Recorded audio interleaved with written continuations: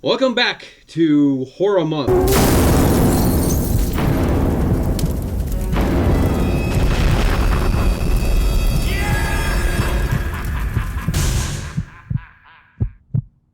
And we are continuing our Wes Craven tribute with the next installment in the Scream series, Scream 2. And this is coming from this box set that came out a while ago, and it says it's a 5-film set, as you can see. But actually, it's not a 5-film set. It's a 3-film set with 2 bonus discs. So the first thing I'll say about this movie is when this one came out, it came out pretty quickly. I mean, because the first one was such a big hit, they wanted to pump out another one as quick as they could. The movie suffered a little bit because of that. Kind of started the trend where, like Paranormal Activity is doing now, where it's coming out, or even Saw did, where it was coming out like every Halloween.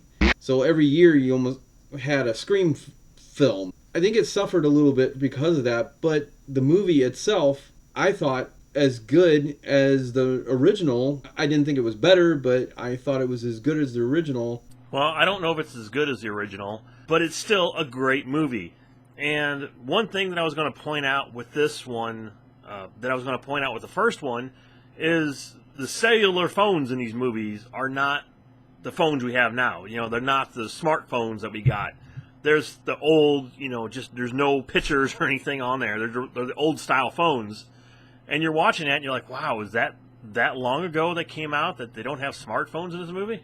And it's actually not as long ago as you think. And in the first movie too, it was really funny. I think he was in the police department, and his phone falls out, and the cop picks up the phone. And he's like, "Son, what are you doing with the cellular phone?" Not everybody and their brother had one. And there were still actual payphones in this movie. Yeah, you don't even see payphones at all in movies anymore. Reviewing this after the first time I saw it, I probably would have been a little disappointed with it.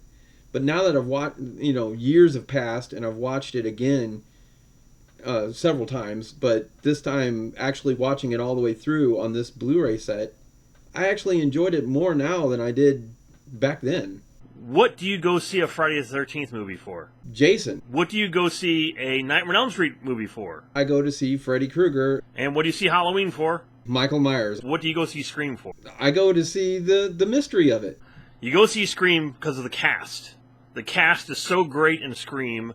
You don't go see it because of Ghostface. You go see it because of the cast. But you don't know who the killer is.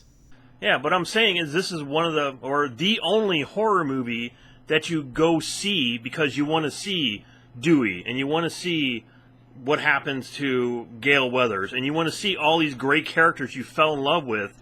What I'm getting at is that whole cast that you're mentioning, you don't know who the killer is.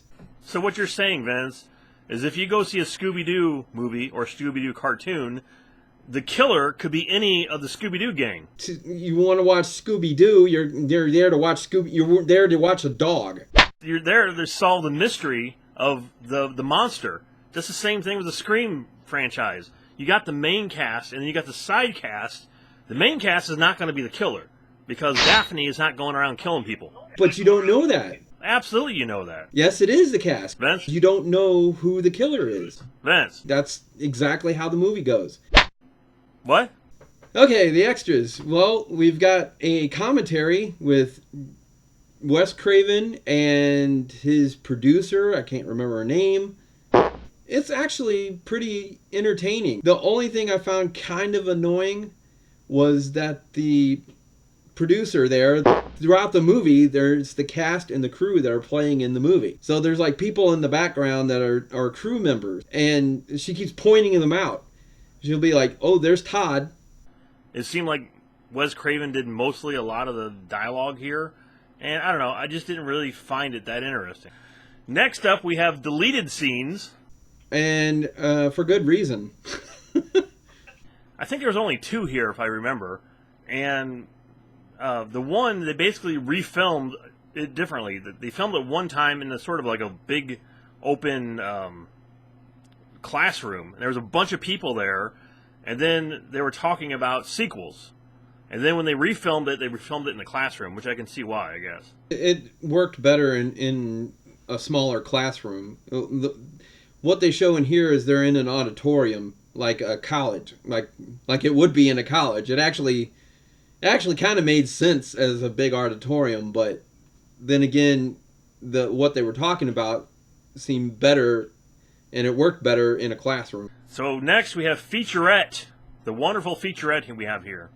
And this was basically behind the scenes of them making the movie. It wasn't too bad. It was all right. It's not new. It's nothing up to date. They made the making of it when they made Scream 2. So everything you're seeing is when they made the movie. Exactly. So then we have the horrible music videos. Oh my God. Believe it or not, it lists two of them, and you have to click on them separately, but both of them look exactly the same. They're rap songs, and they're just horrendous. Horrendous songs, horrendous videos. You know what was strange was the first one is like all black rappers. The second one was all white rappers, but they pretty much rapped about the same exact subject. They're just terrible. They're just really bad. Literally, I couldn't even watch them. I turned them off before they were over. That's how bad they were. Okay, so next up we have the outtakes, which is pretty much a gag reel. It's all the mess-ups and all the bloopers that they did through while they were filming. I thought they were good. Actually, probably the best thing on all of these extras was the outtakes. It's entertaining to watch and kind of funny. So for the film, like I said, I really enjoyed it. I don't know if it was as fun as the first one, but I really liked it a lot. And for the film, I would give it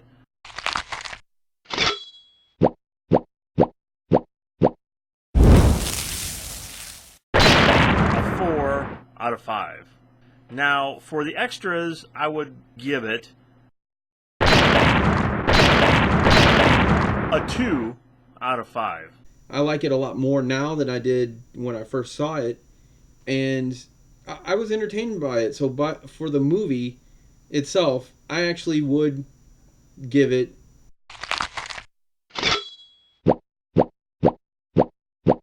a 4 out of 5.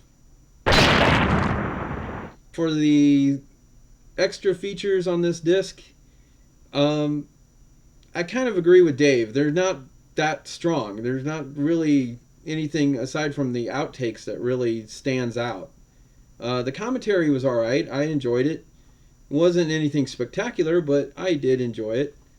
And overall, for the extras, I would have to give it a 3 out of 5.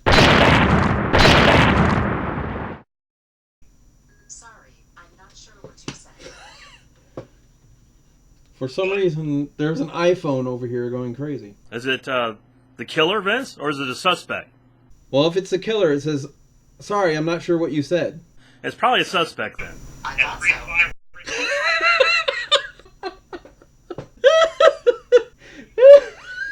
You didn't hear what it just said. It said, you were talking, and all of a sudden it goes, "I thought so." Right after you said it was the killer, it says, "I thought so." Mystery solved.